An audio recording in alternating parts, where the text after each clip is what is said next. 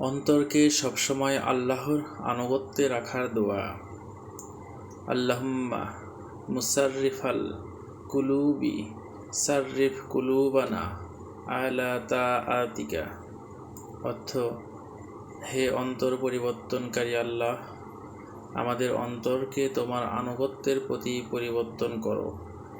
হাদিস মুসলিম মিশকাত 89।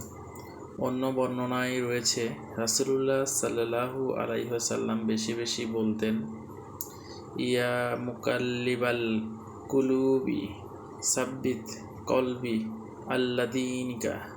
হে অন্তর পরিবর্তনকারী, আমার অন্তরকে তোমার দ্বীনের উপর দৃঢ় রাখো। তিরমিজি মিশকাত হাদিস 102। হাদিস। অন্তরকে সবসময় আল্লাহর আনুগত্যে রাখার দোয়া। আল্লাহুম্মা মুসাররিফাল কুলুবি সাররিফ কুলুবানা আলা তাআতিকা। অর্থ, হে অন্তর পরিবর্তনকারী আল্লাহ, আমাদের অন্তরকে তোমার আনুগত্যের প্রতি পরিবর্তন করো। হাদিস মুসলিম মিশকাত 89।